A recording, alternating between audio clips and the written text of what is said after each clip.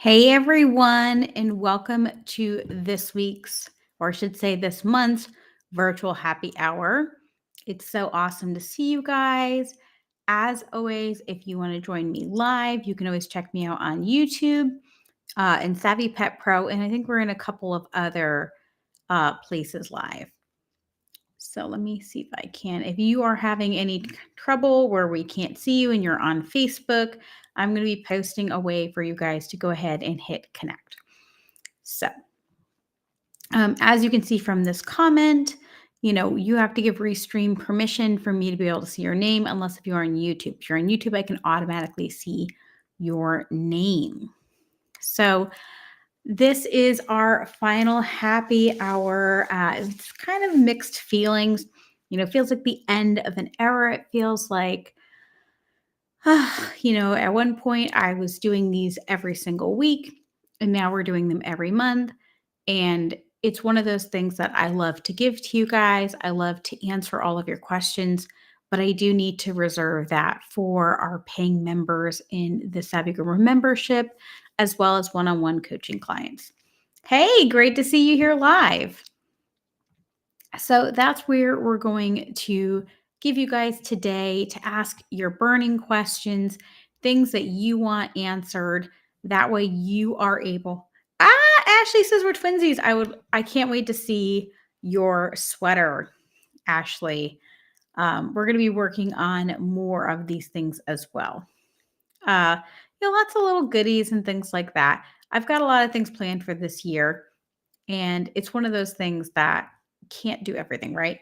So if you guys are curious, I have a yummy blueberry cider. That's what I'm going to be drinking. But like I said, for the next up to an hour, I am up for here for you guys. If you guys have specific questions, I would love to answer them.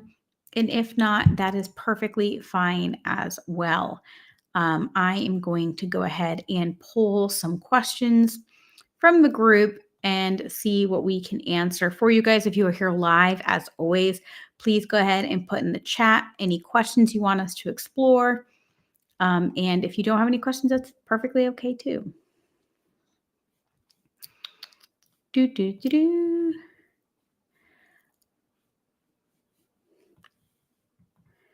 So this is actually a great one from the group. So one of the students said, mobile groomers, I had this idea for encouraging the purchase of add-ons and products. I would like each client to receive an electronic menu several days before their appointment. Ideally, it would be attractive and it would need to be usable without any need for being tech savvy. The client would be able to check off the selections, and that would be that. So I'm going to write in here.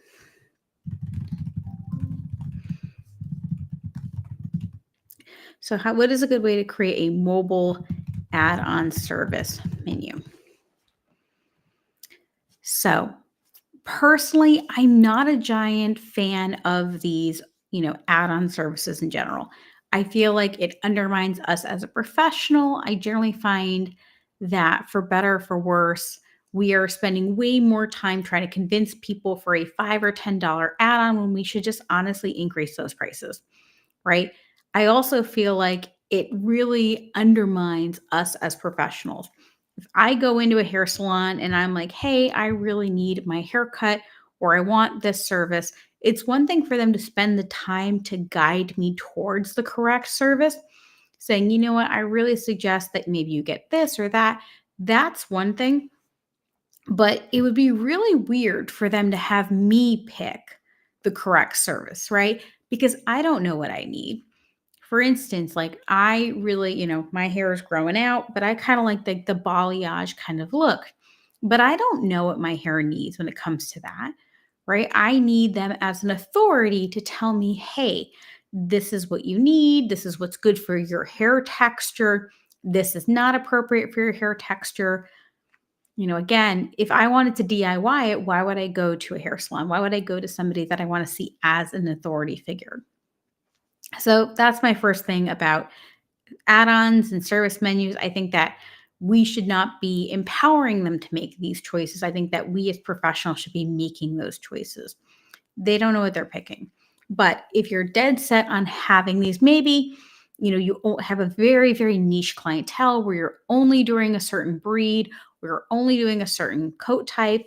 You're like, no, I only do, dogs under 20 pounds who are haircut dogs. So they all have fairly similar coat types. So they're not going to ask for things like D sheds. They're not going to ask for anything that's inappropriate for the breed type. So let's add that to the assumption. So in that case, there's so many different ways of doing this.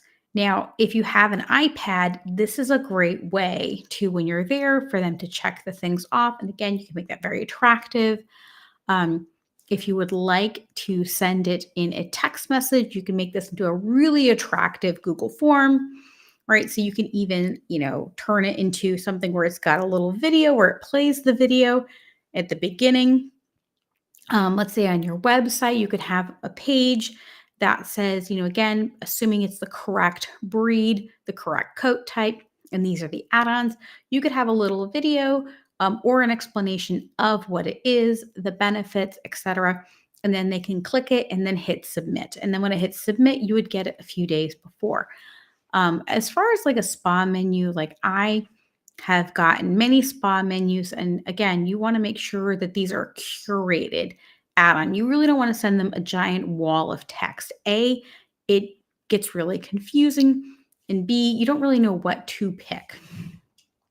Again, when I go to a spa, I want a few curated ideas. I don't want this giant laundry list. If you think about a high end restaurant, it's a one-page menu, right? You can generally tell how low end a restaurant is because it's got multiple pages, right? We want that curated feel.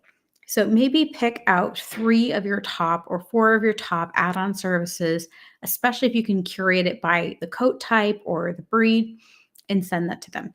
Again, I really like them as a Google form or something on your website. And again, you can have different menus and videos curated to different breed types. Imagine having a little video of a Yorkie and being like, hi, this is the Yorkie add on. This is our curated specialty add on spa menu, etc.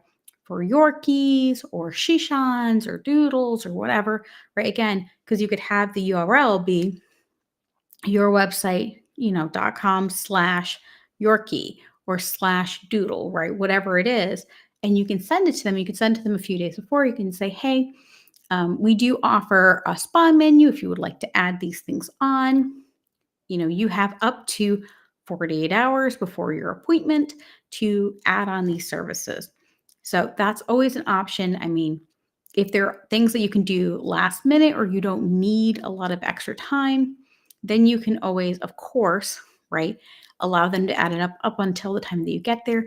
The only thing I will warn against with that is that, especially if you're having to keep an eye on inventory and keep an eye on the amount of time you're spending with these pets, you want to make sure that you're going to be able to do that, right?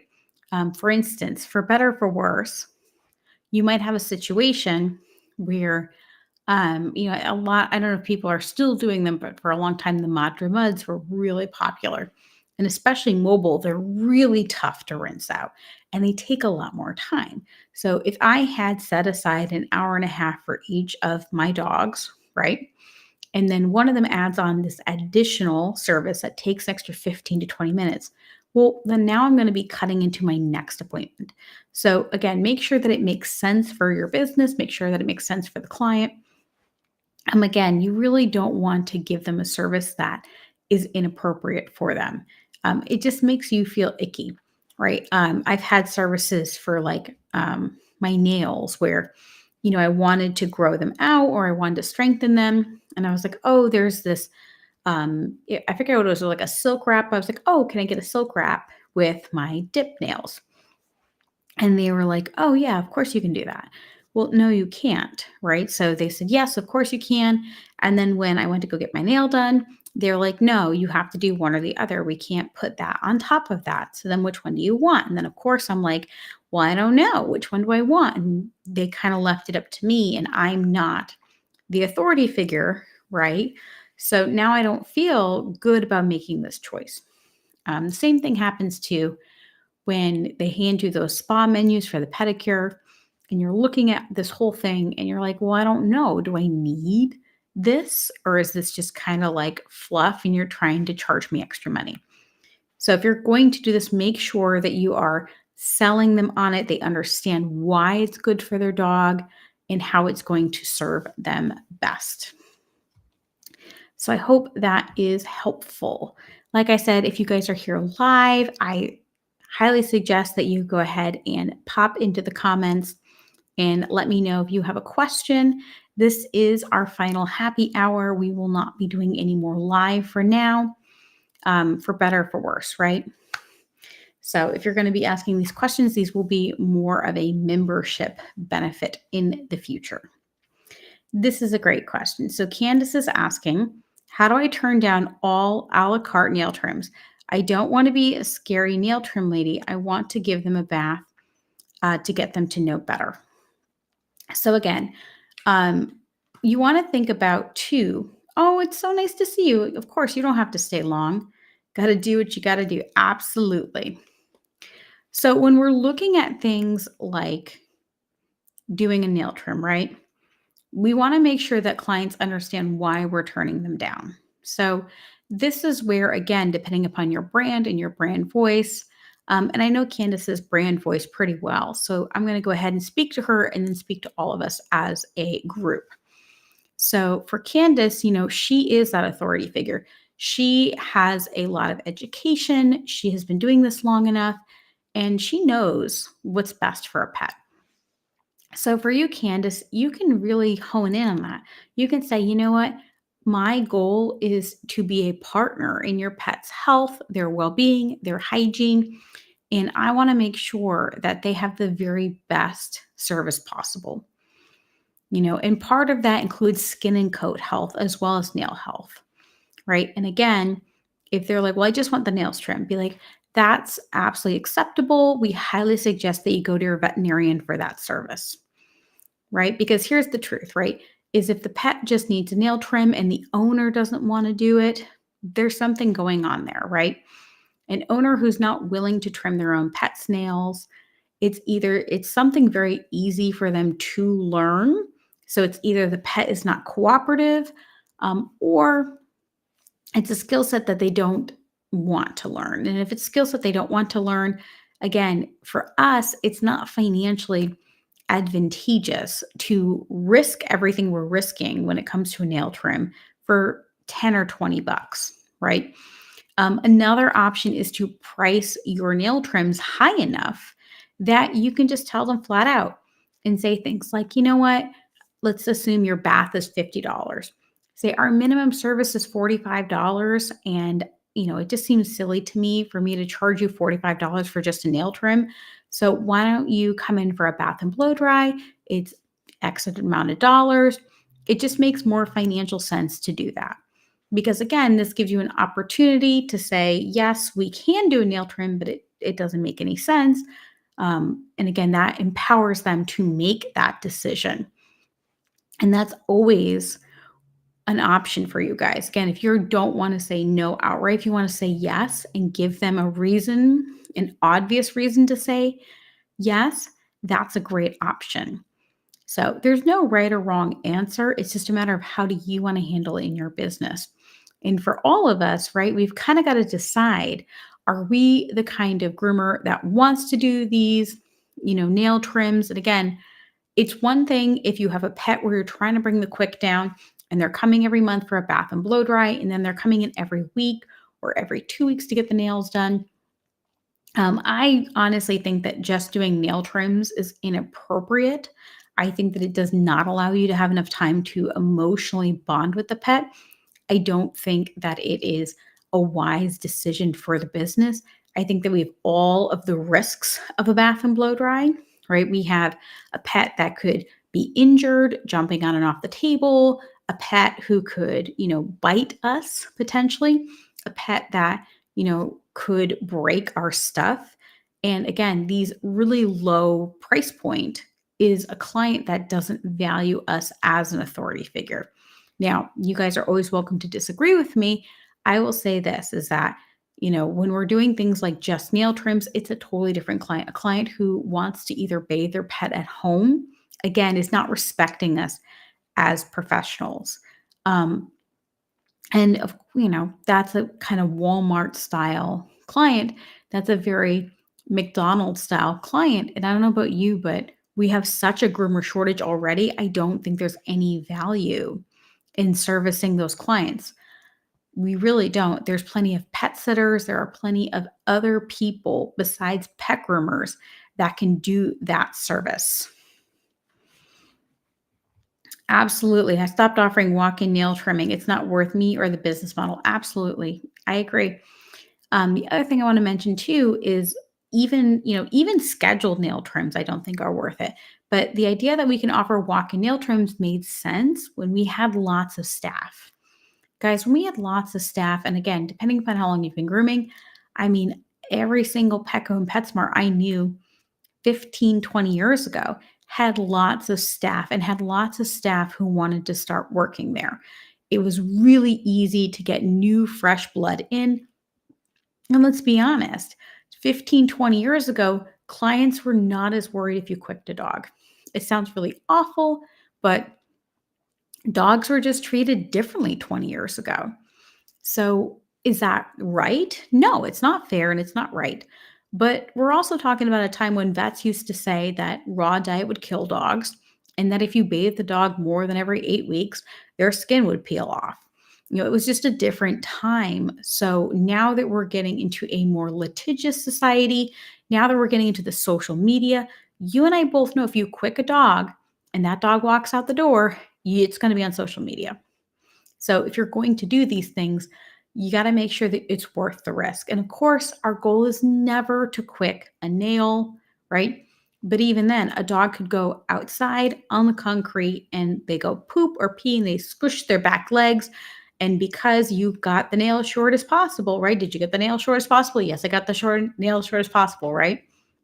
And because of that, they pop open their nails, right? Or they have an anal gland expression, just poof. It's to say they would, explode, right? Again, these services are just not worth them anymore. So we have a comment. I only offer nail trims in between for folks who are committed to reducing the length of their quicks, frequent visits, regular, 3 to 6 week bathing. Absolutely. And again, this is where I said this is the exception where you have somebody who is honoring you as a professional and their goal is to bring down that quick. Absolutely. But you have a bond with that dog. That dog is not every time we're coming in, we're getting our nails trimmed, right? And I think that's really important because I think that a 15 or 20-minute service, and again, if you have a dog who's just getting a nail trim, it's like, oh, it's 5 minutes. It's 5 minutes if we kind of like schlep the dog on the table. We don't give them any time to feel acclimated or comfortable, right? And I was a dog trainer long enough that's unless if that dog is 100% used to that, unless if it's very comfortable with you, very comfortable with the environment, it's just not a nice thing to do, right? We don't do that at the vet's office, right? You don't want the vet to just be like, cool, put him on the table, shove a vaccine in him, push him out, right? We don't want that. We want the dog to have a positive experience. And again, that was going to vary depending upon everyone's business model, but this is the exception, right here. This is between visits, right? They're already acclimated to you. They're already acclimated to the space and they're going to have a long-term goal. It's not somebody who is trying to get out of doing a regular service. So that's just it. So I 100% agree with that. That is the correct way, according to me. Take it for what it's worth, versus, just having somebody who's trying to get out of these services, which I don't appreciate. And I used to find that them and self dog wash people were the worst clients. Them and I just want a face feet Sanny with no bath. They just wanted me to like trim between the eyes, shave the paw pad, shave the butthole, but no bath. I'm like, this is not good. No, thank you. So, like I said, guys, if you are here live, please feel free to put a question into the comment box. If not, I'm going to keep going through the Savvy Pet Pro questions to see if there's anything that I can answer. Again, my goal is always to support you guys, and this is our very final virtual happy hour. I am going to be focusing my time and energy on my paid clients as this is a year of travel. I'm going to at least 6 to 10 trade shows this year, as well as having personal travel. I'm actually leaving on the 30th of November, and I will be going to Europe for 16 days. So I'm going to be going to Italy, France, Portugal, and the Azores. And then I'm going to be coming back to Orlando. And then from Orlando, I'm going to be doing Jamaica, St. Thomas. I'm going to be doing a Caribbean cruise. And then, of course, I'm going to be coming home for Christmas. But I have trips planned in January, February. Of course, I'm going to be at Groomed in March. Both we're going to have a table, as well as we're also going to have, I'm going to be speaking. And in April, I'm going to be in Tacoma. So I'm going to be at Tacoma where I'm going to have, um, I will probably be speaking and as a vendor. So when are you going to go? Listen, I know. Listen, I definitely want to have more trips. So, what I'm actually hoping is to be able, and this is actually Hanvi asking. So, I definitely want to see more of you guys. What I'm going to be doing is this was kind of like a lot of trips in a row. I did Bermuda with Ronan, then I did my birthday at Disney, and then this trip has been a little crazy. So I am hoping to be planning something, Ashley, with you. I'd actually love to plan something. Maybe we can even plan a workshop down there and make it a work trip. That would be amazing. If not, I really want to come have some pho or just be, meet the baby. That would be amazing too. Yes, I must come see the Hanvi Education Center 1000%. I'd love for us to figure out a workshop down there. I think that'd be a blast. And then Jessica, I would love to work with the Companion Animal Network and get a workshop going. There's a couple of things that I've been trying to get together, and a lot of it is just nailing things down and getting final. It's been a little bit up in the air because it was moving things around and working on the back end, making things that way, making sure students would be good and members would be good. So there's been a little bit of stuff. Yeah. And again, my goal is to teach you guys how to financially prepare for these things as well as business wise prepare for these things. Um, I have a very good friend who, she runs her own business and she has employees and she's also been taking a lot of time off. And those are, of course, the way to do it, right? If you're going to do it, you need to make sure that your business is set up in a way that you have nurtured and you have employees that you have nurtured and you've prepared for those things. So I'm going to leave that right there. And I also did want to share with you guys, I'm sure you have seen, but we decided to offer you guys a Black Friday deal, Cyber Monday deal, whichever you want to call it, where we're offering our workshops individually for the first time in a while. We kind of wanted to see if this was something you guys would be interested in long term. Hey, Alicia, great to see you here live. So this is only available for the next couple hours. It closes off, and let me hit share screen. Boop. Here we go. At midnight tonight. But if you guys are interested, we have a Black Friday deal where it's 50% off of our individual workshops. So this is a one-time payment, and then you are able to purchase them. Now, normally our workshops are paid as a library. So normally you guys have the option of paying $200 a year and you get access to all of them. This is still an option, of course. But if you have a particular workshop that you're like, I love this workshop, I want to own it forever, you can absolutely buy it on these Black Friday bundle deals. And it's literally, you just let us know which one that you want, right? So you go ahead and you say which one you want. And we have all of our prices here. And again, these are going to be at 50% off. So The money empowerment is only 148. Our money and morals is only 50. Pricing and points is at 73. We have all of these examples and all of the ones depending upon what you want. So, do you have to do it? Of course not. But is it a good deal? Absolutely. And that's an opportunity if you're like, I really want to own these. We don't know if we're going to keep offering them individually. I really like having the library. I really like you guys having access to all of the workshops. Now, remember, the workshops are not the master classes. The workshops are a 1 to up to 4 hour, deep dive into something, and it's one topic versus a master class is up to 6 hours, and that's more of a transformational journey. We just did the price increase masterclass live, and it was kind of cute because we were talking about it and it's like, this is a lot. I'm like, yeah, it's a lot. People think like, oh, I'm just going to like have 5 minutes and I'm going to figure out my pricing. It's like, no, it's a lot of work to figure out your pricing. It is not easy. It is not a 5 minute conversation. So that is there. I think I had one more question in the group. And like I said, if you are here live, this is our final virtual happy hour. So if you do have a question, now is the time to ask because after this, these questions will need to be directed. Of course, you can always ask in the group, but in this kind of format, it will be reserved only for our members. Oh, this is a good one. All right. So let me pop this open. Let me see if I can figure out how to. So this is the question. I recently posted on Indeed for a dog bather position. The candidate applied to 7 years experience as a dog groomer. I explained in the phone today that I won't be able to hire her as a groomer, and I don't quite have enough clients for the position yet.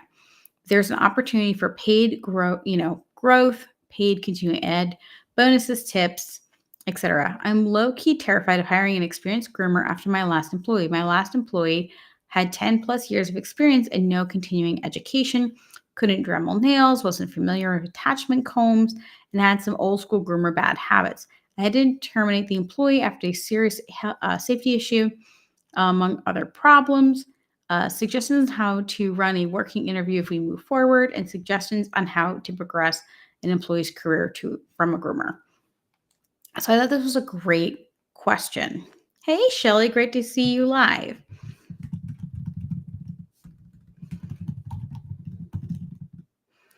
So there's a lot to unpack in this, right? So one of the main questions was, how do I do a working interview? So we teach a systematic way of hiring in the hiring masterclass. Shocking, shocking.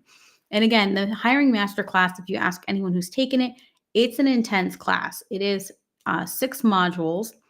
And it's a lot because, again, you need to understand why you're hiring someone for that, what they do, what they don't do. So you need to be very clear on their role within the business, the way that they're going to grow within the business, how they fit into the puzzle pieces, etc. But when we're talking about interviews, and again, we go through a lot in depth on how we suggest that you interview people. But the main thing is this: we start with a 15-minute conversation, super quick, top 30 minutes. And it is not a conversation about them as a groomer, it's just them as a person. Can you stand them? Can they talk? Can they communicate? Some people get nervous, and that's okay. That's where we're not going to ask them business questions. My favorite question is, what was your favorite childhood book with animals? And again, it can be as silly as Go Dog Go. It can be really something cutesy like that. It can be Where the Red Fern Grows. And again, their favorite childhood book with animals is going to tell me 2 things. 1, did they love animals as a child? And 2, what is their core morals, beliefs, values, right? Again, like things like Where the Red Fern Grows, that can be about loyalty, that can be about everlasting friendship. Somebody who is really into, someone had said the rainbow fish, because remember the rainbow fish had the unique scales, right? And that's about sharing and friendship and being unique, right? So you can find out these values really quickly. And you can ask them why. And if they don't know why, that's okay. Go back and look at the themes of the book. And if they don't have a book, ask them if they have a movie. But if you can't think of one movie or one book that you liked as a kid that had an animal, that's a red flag, right? So we do that quick phone call. The next thing that we're going to do is an off property, right, interview. Why? Because I want to know how they're going to act, somewhere where they're not, and again, coming to the grooming salon, especially if they've never been in a grooming salon, we want to make sure how they act before we start bringing them around our customers, our other groomers, and our clients, right? Our pets, our four-legged pets. They deserve to be protected. So I generally suggest you set aside like one day at a Starbucks, a Dunkin', a Panera, somewhere kind of fast casual food, drinks. And again, we're going to let them show us who they are versus have them tell us. Something like ask them, do they want a drink? Yes, I would like a drink, or no, I wouldn't like a drink. Right. And if they say yes, do you trust this person with your money? Can you hand them $10 for them to go get themselves a drink? Or do you not trust them? Do they bring back your change, or do they bring back a receipt? If you give them $10, it's $5. Do they not give you that money back, right? Let them show you who they are.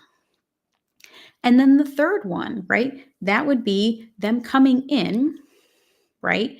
And doing that one or two dogs. And this should be after hours. This should not be during working hours. Why? Because for better, for worse, right? Your regular employees deserve to not have their day interrupted every time you're interviewing somebody, right? Until you're sure this person is competent. And the way you tell someone's competent is it should be your personal dog or a dog that is owned by one of your employees or one of your family members. All of us have friends that have dogs, right? Even if it's just a bath blow dry. Again, hand them your SOP manual, hand them your manual and say, this is how we groom. And, if you need any support, I'm here, but stand there and watch them. Have a clipboard. Notice, are they rough with dogs? Are they gentle with dogs? Do they know how to Dremel? Right? And let them ask you questions. Don't offer anything. See if they ask you, right? If they're struggling with a Dremel, do they say, hey, I'm really struggling with this Dremel? Is it like, again, because maybe they're used to a different Dremel, maybe they're used to a different pair of clippers, whatever it is. Again, have them use your stuff, not their stuff, right? Have them do that. That way, again, you're not worried about, is the stuff they're giving you sanitary? We don't know what they're cleaning, what they know about cleaning or not, right? At the end of the groom, do they clean between, they clean their tools after the dog, when they're done with the dog. And again, you can prompt them and say, hey, do you need any disinfecting equipment? Oh, no, I don't do that. Okay, well, then you know what you have to train this person to do. You know where that vantage point is. The fourth is the working interview. And that is an entire day. And again, based upon how long it took them to be doing that one or two dogs after hours, right? If it took them 2 hours to do a Shih Tzu by themselves, right? Then I'm only going to book them one Shih Tzu every 2 hours during the working interview, right? And I'm going to see, are they a lot quicker now that they're in the groove of a day? Or is this a situation where you're not going to be able to do it? So I think that's again where if we do the work up front of knowing what we're hiring, how we're hiring, and being really diligent when we hire, it's going to go a lot smoother.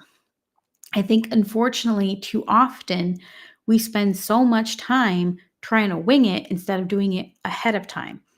Before you hire your first person, you should have your roles and tiers.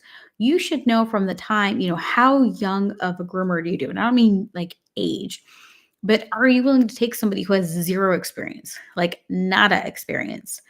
Or do you want a certain skill set? And that way, when you're interviewing, they must pass these certain skill sets to get to this point. Where do you want them to end up? What is the end goal? For some of you guys are like, oh, I want them to be a manager. Cool. Have you already written out what a manager does? Do you know what they're paid? Do you know what your expectations of that manager is?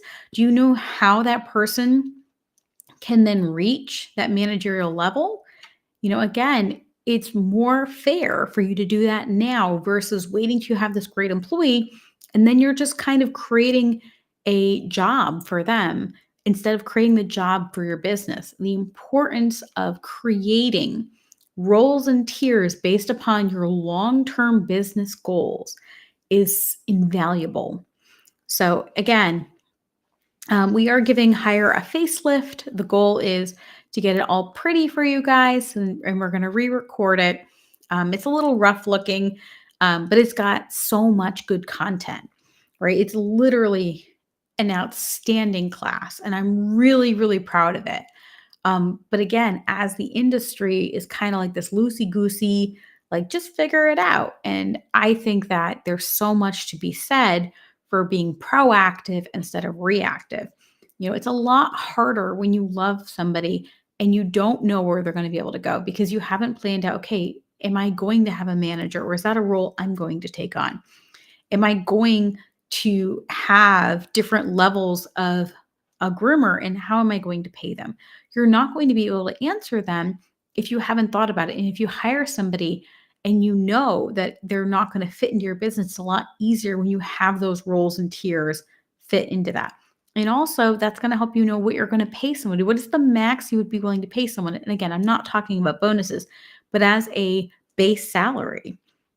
And by base salary, let me be clear, we're talking about an hourly wage because you, of course, cannot pay groomers as um, a salary exempt. So just want to add that. But again, if you're getting to somebody working for you and you're noticing things like, you're noticing their handling is inappropriate, then you weren't watching them in the beginning, or you weren't giving them the opportunity to feel safe enough that they're going to show you those things, right? And that's also where we need to have cameras in our business because if you can't trust this person, again, if you're sitting there watching them groom your dog, even on their best behavior, you're going to start noticing little red flags, right? For better, for worse. So I hope that helps. So, guys, it has been so lovely to be here with you guys. I really, really, really appreciate it. It's been so much fun. If there aren't any questions left, I'm definitely going to head out. Shelly said, would I hire myself? Absolutely. But again, you got to remember too, when you're saying things like, would I hire myself? You want to remember that you might not fit into certain roles and tiers, right? So if you have a role in a tier, so let's say I want to hire somebody who's a really good power groomer, right? I would not hire myself as a power groomer because that's not a role or tier I am. I don't know if I would even hire myself as a manager because I would not long term like to run the day to day operations of grooming. It's just not something that I like to do. I like to be a groomer. I do like to be a maestro. I don't mind standing in and taking care of everyone. But long term, I don't see myself running the day-to-day operations forever. I'm more of a, visionary and and an entrepreneur than I am a fundamental leader. Oh, Erin, you're getting the tail end. Shelly's saying I'm slowing down a little at 53. I started slowing down at 30. So you're doing better than I am. Um, and it is, and that's where, again, we have to make sure that we are adding in those things and we're building that in. But remember, sometimes you're better off, as we get slower, hopefully we've either built a better clientele, we've built up better customer service skills, we've built up better grooming skills. So we don't have to groom, you shouldn't have to groom a lot of dogs, in the beginning anyway, but a lot of us forced ourselves to groom a lot of dogs. So now, that skill set, it's a lot of people that do carpentry work or construction, or they do, they're electricians or plumbers. They're not doing the grunt work anymore. And ideally, a lot of us wouldn't do the grunt work in general, but it's one of those things that as you've moved up the ladder, hopefully you've built enough up and you've learned that you're not going to be doing that. Let me see. So Britt wrote, I'm definitely going to have to take that class. We are wanting to hire 2 groomers and a manager next year, and I want us to be prepared. My wife and I want to be able to step back and let our business run without us having to groom. That is definitely the long-term goal for a lot of you guys, but it is making sure you understand. Literally, we have hire, manage, and pay. Pay is how do I do that financially? Manage is how do I manage different personalities, understanding the way that people learn. And again, a lot of us kind of have this like either someone will or won't. In this generation, for better or for worse, Gen Z, and again, my son is Gen Z. um, Part of the thing I love about homeschooling him is that I can teach him real life things. Like today we went out for sushi and a bento box, and it was great because we got to talk about tips and we got to do, percentages and, what is a fair percentage and how do you calculate it and all of these things, right? And he's like pulling his phone. I'm like, haha, no, you don't. And, pen and paper really quickly. So, manage is a lot about learning how people learn, understanding different learning styles, making sure your SOP manual is in those different learning styles, and understanding yourself as a leader. A lot of us, it's not just learning how to become a leader, it's also understanding who we are fundamentally as leaders, right? Like, I'm a classic ENTP. I like ideas and I like all the ideas. So for me, I like to give people choices. That's how I'm built. I don't do well with somebody who wants a very black and white business. I've had to learn as a leader how to create that black and white business for those people that need that, right? And so everybody is different. And so you need to understand, okay, is this something I need to lack or to change in order to support my staff, et cetera? And hiring is, a lot of people hire quick and they're not taking into account so many things when they are hiring. Again, I'm not shaming anyone because I've done it. I've hired drug addicts, right? I've hired groomers that, I thought would have never done the things that they've done, right? Why? Because the industry is full of these people, unfortunately, for better or for worse, right? So it is understanding, okay, what is the best way? How do I get someone to tell me who they are? I'm sorry, show who they are versus me asking and having them try to tell me because it's really hard to get people to tell you who they are. They're not generally going to either understand who they are fundamentally, or on the flip side, they're not going to be able to communicate that in an effective way.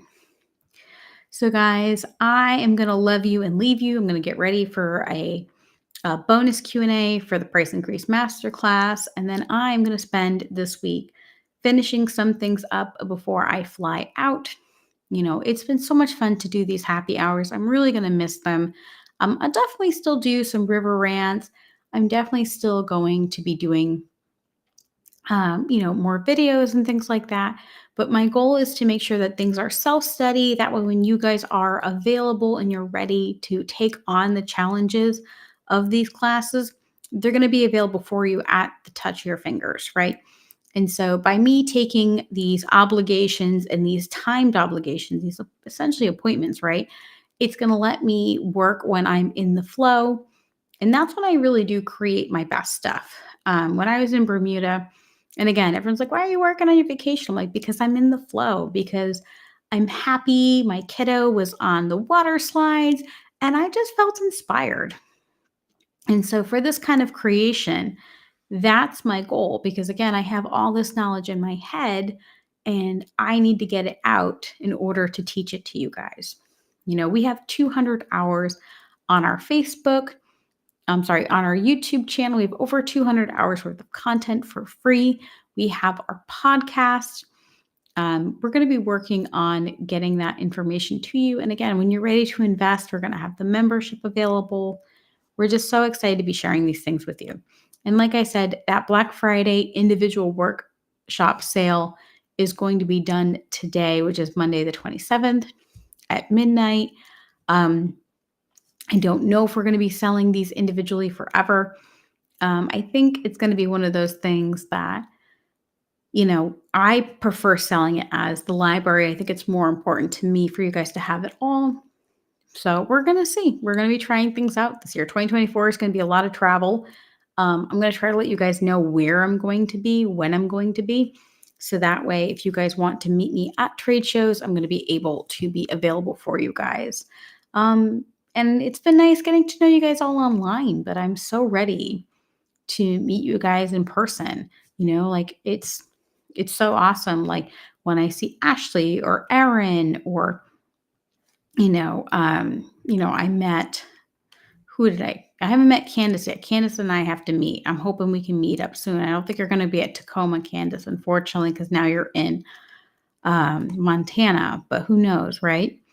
And Shelly, hopefully I see you either at Vegas or I'm not going to be at Pasadena this year, but it's going to be so nice. It's going to be so nice to meet you guys in person. I'd love to do more smaller workshops for, grooming associations and things like that. All right, guys. So I'm going to love you and leave you. It feels so hard to go. It's definitely the end of an era. What are you going to do? All right, everyone. I know, Shelly, you're going to try. You're going to do the best you can. And that's okay if you don't. No hard feelings, I promise. All right, everyone. Take care. And as always, happy grooming.